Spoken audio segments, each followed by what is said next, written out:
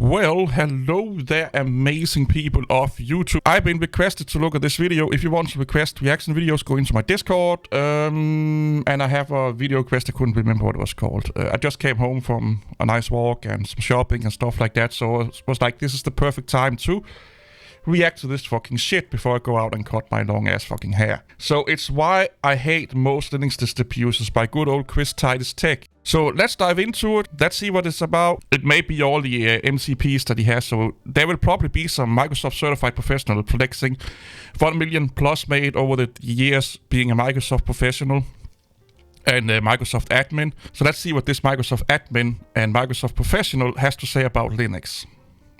Now, most people know I use Linux. This is my desktop and right behind me. Oh, who gives a fuck? I don't get this. I use Linux. I'm not going to show you guys my desktop because I have like 5 different distributions I run at the moment.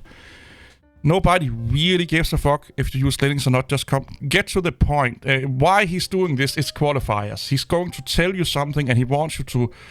I don't know if qualify is the right word, is what I call it, but he wants to qualify the statements that he's going to make right now by basically giving out some credentials. This is something that DistroTube does a lot. So not DistroTube, Chris Titus Tech. Chris Titus Tech used this a lot. This is my accolades. This is my credentials. A lot of people that are fearing that people won't believe them do that. Or if they're going to make a statement that they think that people may not believe them in, they're like, well, I have experience in this.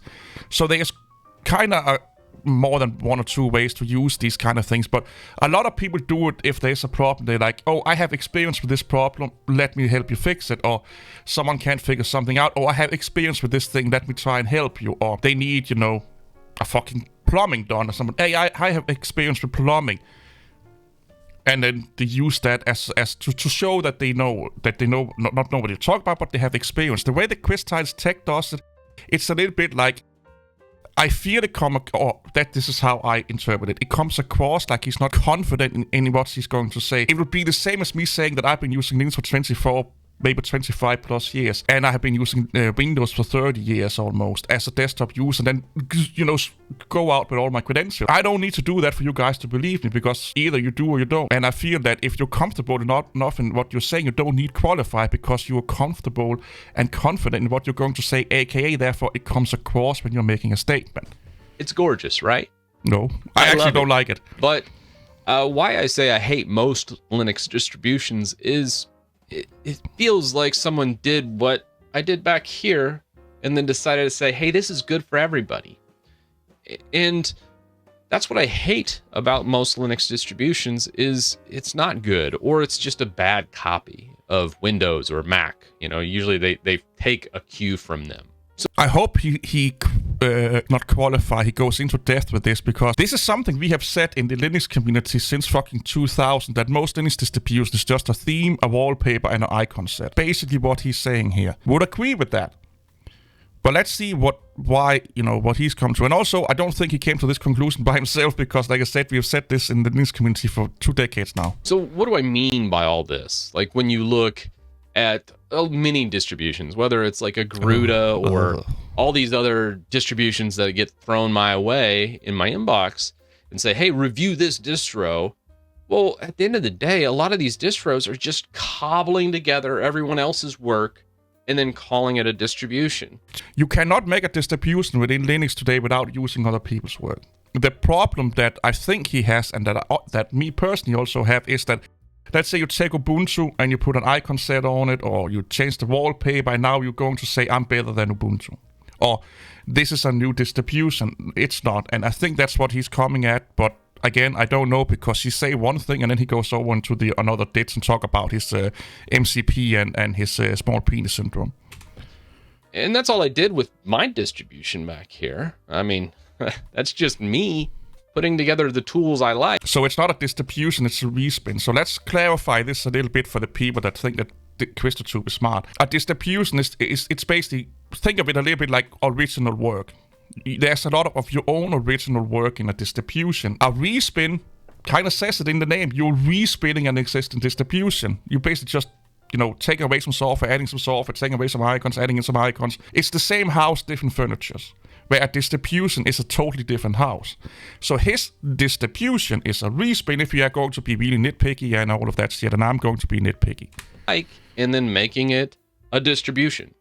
Respin. And there's some caveats to here. When I said the title of this video, most distributions, what I meant by that was there's some distributions that are perfectly fine. And it's just not, they've done a good job of designing their own Why does it come across like he can't find his words? I used to watch a lot of Chris Tile's tech videos when he came out the first year or so, and he seems to be way better at speaking. There was more flow in his speaking pattern. Right now it seems like he can't find his words, and I'm fucking like, this is my third or fourth language that I speak, so I really fucking mess shit up.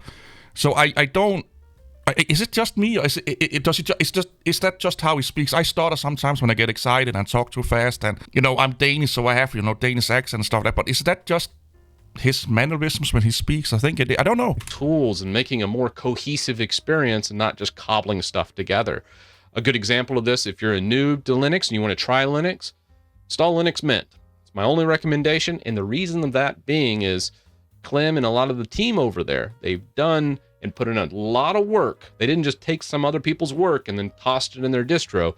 They did their own desktop environment. They did their own update stuff. They wrote a whole bunch of Python. Okay, he has no fucking idea what he's talking about here. Linux Mint is a desktop environment on top of Ubuntu LTS. That's all it is. Like, really simplified for people that don't really know much about it. Think about Ubuntu as the core of Linux Mint. And then you plop a desktop environment on top of it with some tools on it, some programs. That's all it is. The same with Elementary OS. It's Ubuntu with a different desktop environment and more tools. Mint don't go in and mess with the kernel. They don't go in and mess with a lot of the packages. They may mess with some packages, but most packages, like, this is just a guess. I could be wrong, but I will guess that 95% of the software and the things in Linux Mint, meaning the repos and stuff like that, is plain old Ubuntu. With Debian and Ubuntu, because some people say this in comments, say, oh, what about Debian and Ubuntu? Not totally the same, because Ubuntu have a foundation. They have a foundation they can build on. If Debian goes away, will they lose a lot of work, and will it take a long time for them to recuperate? Yes, but they can still continue, because they do a lot of the stuff in-house. Like I said, 50% of Ubuntu is in-house done. So that means that they only 50% reliant on Debian. Again, I don't know if these numbers is correct. It's just numbers throw out to make a point. So he don't really understand what's going on here. And it's okay. He's only been using Linux for 3 years. We have to remember, Chris Tile's Tech is a noob when it comes to Linux. Not going to throw stones at him or being funny or anything like that. He is a Linux noob. He may know more than someone that's been using Linux for 2 months, but he's still a Linux noob. Python scripts to make a very cohesive update experience. There's so many things that they did with Linux Mint that were so good. No, they did to Ubuntu. That's why it's called Linux Mint. Or they did to Ubuntu to make Linux Mint. Again, it's just basically, think of it, a Ford with an extra sports pack. You get your Ford Raptor and then you get the sports pack. That's basically Linux Mint. It's the Ford Raptor with a sports pack. And Ubuntu is the standard Ford Raptor. And so unique to it. That's why it's a recommended distribution. The only thing unique about Linux Mint is the Mint desktop. You can get the Mint desktop on Ubuntu, you get the Mint desktop on almost any distribution. The only thing that you probably can't get is the Linux Mint update tool. But if you're running Ubuntu LTS, you enable the Linux Mint repositories, and now you're running Linux Mint just like if you download the Linux Mint and install it yourself. That should tell you something. He should know this. And I don't personally use Mint. I use Debian, which, hey, vanilla Debian is not for noobs, but I love the stability and reliability of Linux server. Let me say it again. Linux server, not a Linux distribution, desktop distribution. A Linux server is a distribution. Red Hat is a Linux distribution. Ubuntu LTS, Ubuntu server is a distribution. He's so... Honestly, I don't get why people take him seriously. Yeah, I get what he's trying to say. He likes Linux for a server operating system. He likes Linux as an operating system that you can customize to on a server that is really stable and reliable. And why is it that, well, servers typically only do a few things. 1 or 2 or 4, or let's just say 2 things. Mostly they only do one. So when you have Linux, and I call Linux a one-trick pony, because Linux is really good at do one thing, but not so good as a general operating system or desktop. That's why he's saying server, not desktop, because when you go into a desktop that you and I are using, we are doing hundreds of thousands of things over a year or a day. It's a media station, it's a file server, it's a firewall, it's a sharing station, it's a gaming station, it's all kind of things, an editing station. It does a lot of fucking things at once, where a server have a specific use case. So it's easier to make it stable and reliable. Linux server is the reliable, stable Linux that you hear about. When it comes to Linux distributions, he messed it up, like I said, previous statement. I would say it's only a matter of time before a noob breaks it. Because at the end of the day, they're going to try and make... A noob can break Windows Server also. I've seen fucking people on YouTube trying to install Ubuntu Server and stuff like that, and they fucking put a dick in a vice and everything blows up in their face. It's not just the desktop. It work like a Windows or a Mac, and they're going to try and do some silly things that, frankly... So say these things like taking away the Spectre and Meltdown security patches for your CPUs in the name of speed, because you know better. It to do all kinds of shenanigans, and just it's a bad experience for many new users. If it's a user that only uses it for like web browsing or something like that, a base distribution like Mint can do it. But for most users, your gamers, your advanced users, your developers, all those types of people, I say stick to the main line. Whether it's Debian, whether it's Linux Mint. Gamer, no, don't stick with Windows. Gaming on, don't stick with Linux. Gaming on Linux is a joke compared to Windows. I know there's a lot of fanboys out there that love Linux gaming. Compared to Windows, from a usability standpoint, accessibility standpoint, technology standpoint, you get the latest and greatest features on games under Windows way before you do it under Linux. As a coder, I would kind of say probably Linux is better. I will go out on a leap and say if you're it depends on what you're coding. If you're coding for Windows, you should probably use a Windows machine. But generalized coding, like in general, Linux is probably better. Why? Because it comes pre-installed with a lot of this shit. Most Linux distributions, even fucking desktop-centered Linux distributions, have Python and C at least Python installed by default. So Linux just have a better and easier way for a developer to get from nothing to a development suite. You could do, more polished products. I like Kubuntu, believe it or not. You can do more polished... Let me hear this again. You can do more Your gamers, your advanced users, your developers, all those types of people, I say stick to the main line. Whether it's Debian, whether it's Linux Mint, you could do, more polished products. I like Kubuntu, believe it or not. Does he mean that you can code more polished products on the main line of Linux? If that's the case, that's the stupidest fucking thing I've heard ever. If it means that you can use a more polished distribution. Even though it's an Ubuntu derivative, it's still a very... Kubuntu is not an Ubuntu derivative, it's an official spin of Ubuntu. And why is it a spin? Because it's basically just changing the desktop environment. He should know this with 3 years of experience. People, I know I read on distro, on Quiz Tiles Tech, but he has no fucking idea what he's talking about. I'm sorry, he really don't. And I'm not trying to be fucking mean or anything, I'm really trying to be nice. If he was applying for a job, you could fucking get it before him because he has no idea what he's talking about. He may be amazing setting up an Apache server or a Linux file server, but he don't know what the fuck he's talking about when it comes to all of the rest of the things here. Very proven and has a massive user base that it's good. These are just a few distributions. Like, as far as recommendations go, there's really only 4 that I make these days. And it depends on where you are at in your journey. 4 he used, I think he would put. Why can't he speak? Is he sick or something? I don't know. I hope he's not sick. But yeah, there's only 4 distributions he make. I think he meant 4 distributions that he use. The first one, Linux Mint. If you're a complete noob, it's a good starting point. It does a good job of holding your hand. Mm-hmm. The second one that I recommend, Kubuntu. I really like the KDE experience, and Kubuntu does a great job of polishing the product, and it has a massive user base. Mm-hmm.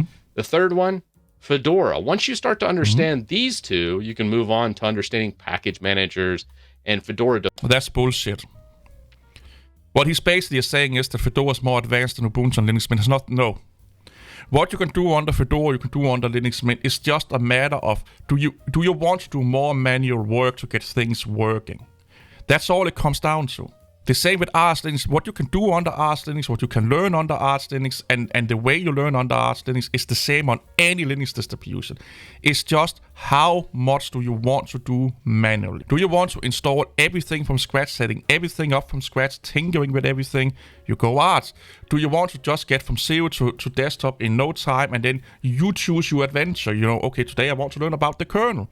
You go with Ubuntu, Mint, or Fedora, or anyone.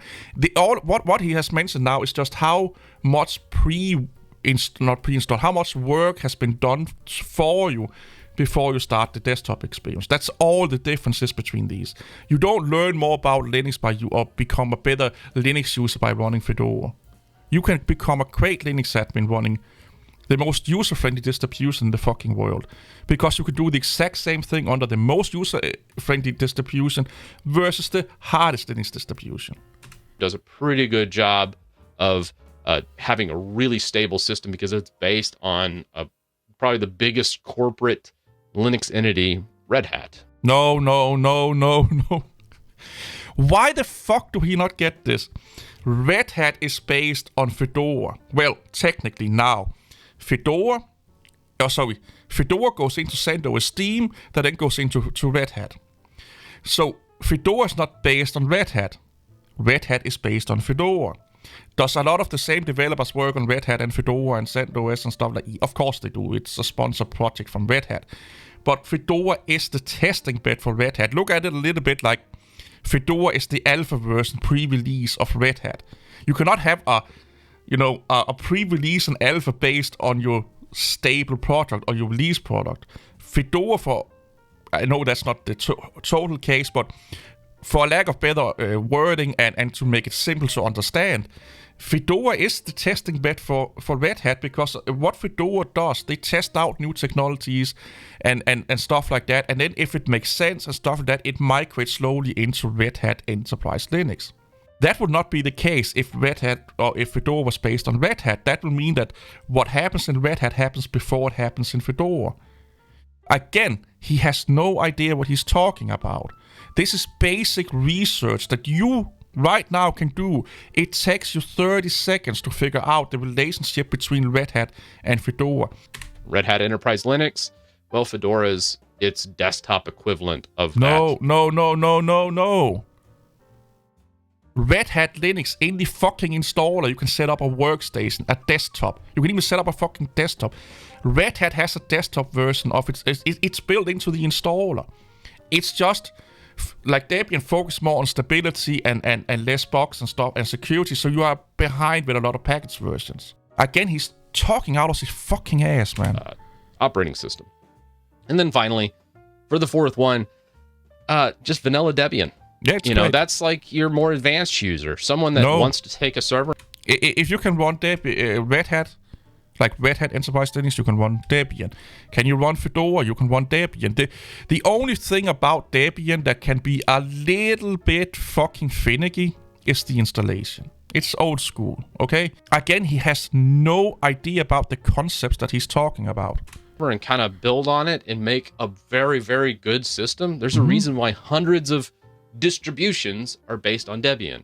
It's a very good distribution. So those are really only 4, and I know some Arch users are already screaming at me in the comments, and I hear you. Arch is great, but it's at the end of the day, it's just for the hobbyists. Not that that's a bad thing, but it's really for those hobbyists. You're not going to see anybody in the professional sphere use Arch, because eventually an update will break it, and that's just going to be Plus, there is too much manual maintenance going on with Arch Linux. That's one of the other things, is that problematic. So as far as Linux distributions go, though, it is the year of the corporate Linux desktop. No, it's not. And what I mean by that is you need to look at Linux distributions and see that there is an uptick in adoption when it comes to the Steam Deck, for instance. That's bullshit. Okay, that's bullshit. Totally fucking bullshit. I can't. This is the massive fucking amount of bullshit. First of all, Steam OS and the Steam Deck, yes, it is a Linux distribution, but it's a really specific Linux distribution. This would be like saying there is an uptick in Linux users because everyone's running Android. The Steam Deck is not what you think it is. It's not. It can be a Linux desktop, but it's not going to change the market. And is there a little uptick? Probably. The last numbers I looked at for the Linux desktop market, and I think they took Chromebooks in it also, so you can debate if Chromebook is a Linux OS or not. Apparently, the Chrome OS developers say it's not a Linux distribution, but you could decide for yourself. It was 2.8%. The last time I looked was like a little under a year ago. We were at like 1.8, so we got 1%. And that's not because of the Steam Deck, it's because these guys here took Chromebooks in as a Linux distribution. If you took it out, we were down at 1.8% again. The Steam Deck is not going to give Linux more market share. You are fooling yourself if you think it is. Steam OS, which is based on an immutable version of Arch. That's a mouthful, right? No, it's a customized version of Arch that Valve is doing in-house to have more control over Arch and the Steam Deck, because Valve is a predatory company that don't really like open source. They only like their almighty dollar. Valve is not your fucking friend, okay? They don't care about you. They don't care about Linux. If you think they do, you are fooling yourself. But it is sold more than 1 million units. That's amazing. And then how many of those are running Windows? I have seen plenty of videos where people have ditched SteamOS for Windows because it just don't work that well. You also have Chrome OS on the other sphere, controlled by Google. You have Valve over here, you have Google over here, and they've made incredible distributions. If you go and research how to do Linux stuff under Chrome OS, you know how you do Linux stuff under Chrome OS? You have to install Debian in a virtual machine to be able to do Linux on Chrome OS. Is that really then Linux then? You should be able to do that from the get-go. You should be just putting in a command that allows you to do system administrative tasks. No, you have to physically install Debian. Physically. Is it running open source software and a modified version of a kernel? Yeah, I will call it more a fork than a distribution. You know, it's just like you can say BSD is a fork of Unix, or older version of Unix, to simplify it a little bit. It's not totally the same. Do they have a lot of similarities? Are they using a lot of the same technologies? Yeah, but Chrome OS and Linux is more not alike than they are alike. So what he's doing here, this is typically what Linux fanboys are doing, is that they are grasping at straws to take every data point that they can use that give them the results that they want. The reality is that if you take Chromebook out of the equation for Linux desktop, we have not moved for 20 years. We stayed around the same market. If you want to put Chromebook in there, we may gain 1 or 2% since the Chromebook came out. That's not a fucking lot. And 1 million devices sold. It's 1 million devices sold. It's not pocket change.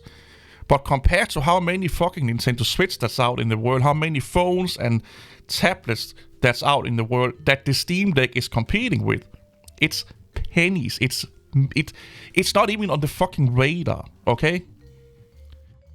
Does this mean that the Steam Deck is a failure? No, it just means that it's not as important as we like to think, because you have to think about the Steam Deck. The Steam Deck is not sold as a desktop. It's sold as a gaming device. What is the immediate competition for the Steam Deck? Switch, tablets, mobile phones. And that's why it's really turned me off to so many Linux distributions, because they're all just wannabes at this point. They need to do something like these two companies have done. And well, Valve is not really doing anything. They're taking Arch Linux and they're making an immutable file system. You can do that yourself right now under Arch Linux, make an immutable file system. Make a cohesive experience. And I think the big thing with it is, when it comes to Steam Deck's Steam OS, it is a very good experience, but you're not going to choose your desktop environment. It's going to be KDE. You're not going to choose the entry screens. They make choices for you, and they don't try to appease everything and everyone. The problem with most Linux distributions they're not like that. They're like, hey, we want everybody. We have 1% and we're all fighting over this really niche market. And that's awful. It is just a terrible experience. And that's why I hate most Linux distributions, because they're... So he hates most Linux distributions because they're trying to do the same thing. That would be like hating Linux YouTubers because everyone's talking about the same subject. Trying to be so much, and by trying to be so much, they are nothing to me. They're dead to me. And that's kind of where I'm at in this thing. It makes sense when you think about it. It really does. Most of the things you say makes no sense. Same with Chrome OS. It's unabashedly Google, and you're tied into this ecosystem, and they've done a good job of saying this is what the desktop looks like. And they do that because they can support it, and it's really easy to work in all those updates. So does that mean that Linux desktop is doomed? Are we just doomed to have... Linux desktop is never... Let me rephrase it. Linux desktop will always exist, but Linux desktop as the primary desktop for computer users is never going to happen. And I will give you the short version of that, why that is. And that's because it's going to be tablets and mobile phones. The trend in the market is that we are going away from desktop computing or having a big box on a table with a lot of monitors on it over to having mobile phones and tablets that we then put monitors to and peripherals to. Computer on your desk right now in the future will be replaced with your phone or tablet, and you put that into a dock or something like that, and you can do all the same shit as you can do here right now. If you don't believe me, look at what a Mac M chipset is. The new Apple products, the M1 and M2, are fucking tablet in a bigger enclosure.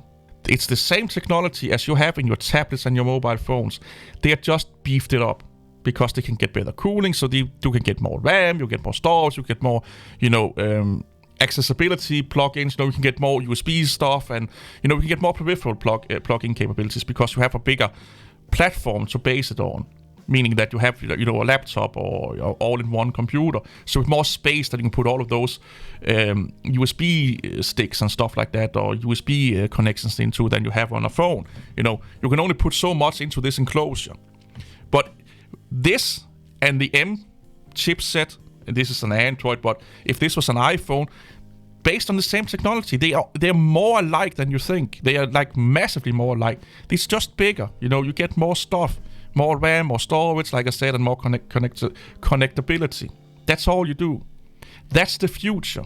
Of the corporate overlords of Valve and Google and whoever else enters the space come in? Well, not so much. I think it is always an amazing building block, and Linux Server gives us anything that we want. So someone that wants to come in and tinker and really do these things, I don't think there's anything better than Linux because we just have an infinite number of options to build amazing desktop. Well, amazing desktop, but you can do the same under Windows. You just can't customize the desktop. He just bragged in a video I reacted to about that he could do everything with Windows because he is certified up his fucking wazoo. He can make Windows do everything he wanted to. So he can make Windows do everything, the same thing as he can make Linux do then. Besides changing the theme and customizing the desktop, which most people don't want to do anyway. And just do amazing things and just explore and really fall in love with computing. And that's really what Linux is to me. So I just hate Linux distributions. That's why I don't really review them. I don't do any update news. He hates Linux distributions, but I really don't hate Linux distributions because there's 4 Linux distributions I like. It's Luxembourg. You hate most Linux distributions. I think he misspoke here, to be honest. I don't do that because to me it's pointless.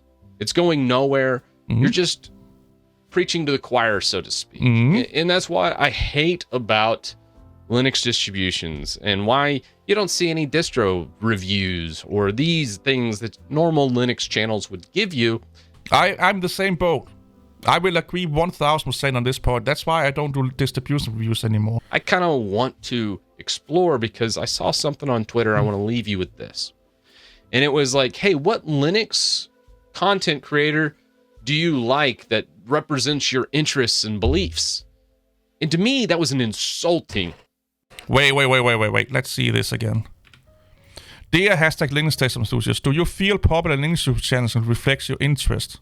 So he misspoke this really big. Most of them said no. If you take no and fuck no together, it's over 50%. And I would agree 100% here, because most Linux YouTubers, and him included, they care only about the fucking dollar and the viewership to preach a narrative. Distro2, Rental Outlaw, Luke Smith, eBoss Central is some of the worst ones that are basically just preaching the FOSS philosophy. They're preaching a philosophy that most people don't give a fuck about. They are extremists. And most Linux YouTube channels are extremists. They are judging you, yelling at you, screaming at you if you're using proprietary software, dual booting Windows, and blah, blah, blah, and all that fucking shit. And most people live in that world. Most people, even most Linux users, use Windows. They may not use it as the primary system, but they have a VM with Windows on it, or they dual boot, or have a laptop or a second computer with Windows on it. They are also Windows users. Being told it's not being reflected in Linux content nowadays. Represents your interests and beliefs.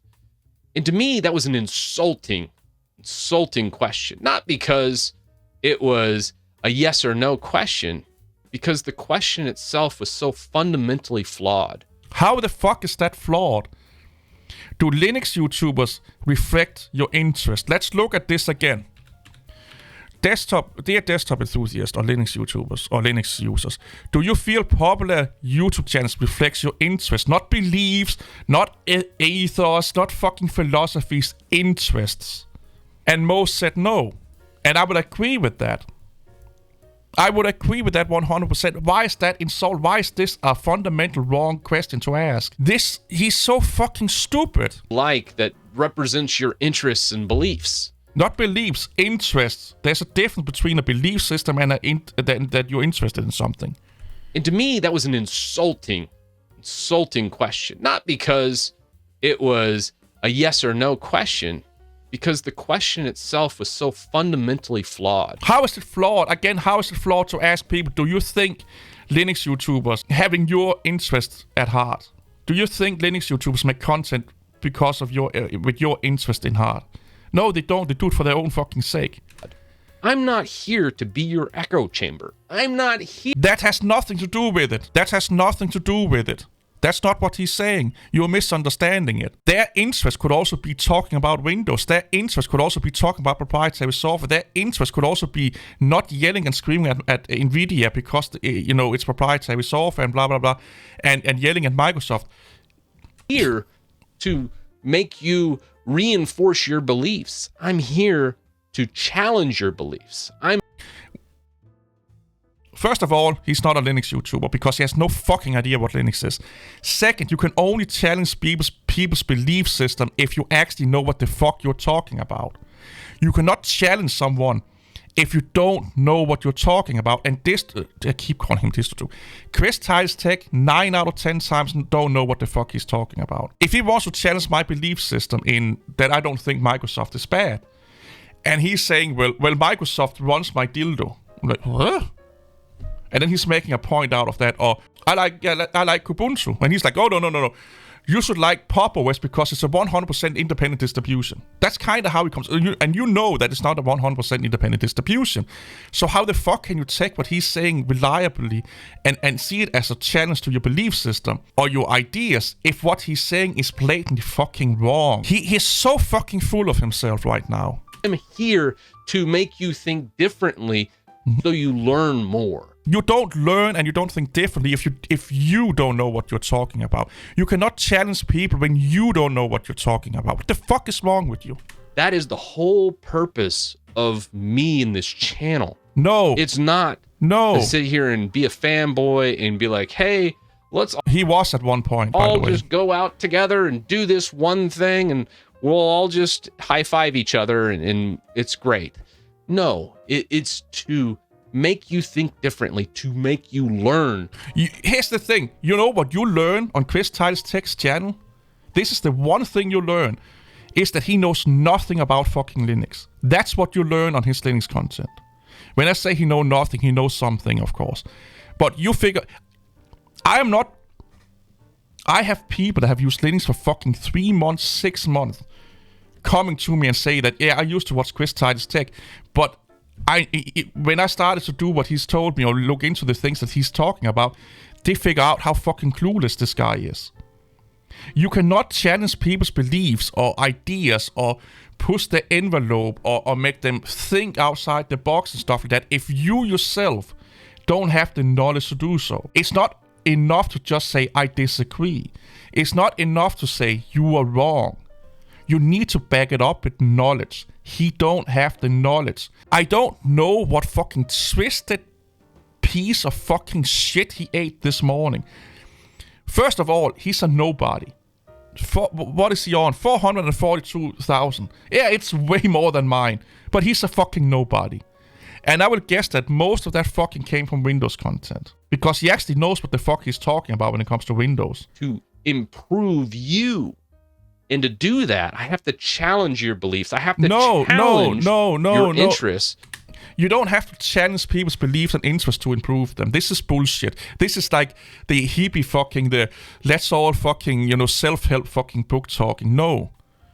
You can also change people and help them by being supportive. It's actually one of the best things to help people and change them. Because you can change people by being a positive influence on them. You can change people's ideas and beliefs by being a supporter. A really good example is that weight loss. A lot of people, they could go about it wrong. They see someone wants to lose weight and they start to criticize them. Oh, you're eating this, you're eating that, you should do this, blah, blah, blah, blah, blah, blah. Because I want to challenge your beliefs. No, if you want people to help them lose weight, you are their supporter. You say, you help them with what they can do. And then you slowly help them understand, what if I change this little bit? Then I'm changing this little bit. Then I'm changing this little bit. And before you know it, you're fucking Arnold Schwarzenegger in the gym. You don't change, people's ideas the best way by being confrontive to them. It can be a tool, and it can be, I do it a lot of times also. I do it mostly because it pisses people off. It pisses Linux users off, and I love pissing Linux users off. But you can also change people by being supportive. And let you see the flip side of the coin. Maybe some people may like, well, you're a fence rider, you'll go back and forth. I do these things because I don't care if I make a fool of myself. Oh, he's really good at making a fool out of himself. But he's not making a fool out of himself for the things that he thinks he does. He makes a fool out of himself because he don't know what the fuck he's talking about. That's a really, really big difference. We are not laughing with you. We are laughing at you. I care about how much I'm learning and the amount of skills that I'm gaining. No. If you did that, you will understand what Linux Mint really is. Okay? As a basic fucking simple level. This dude has learned nothing about Linux since I started watching him. Nothing. In the 3 years he have used Linux, he may have gained 1% of knowledge because he thinks he already know everything.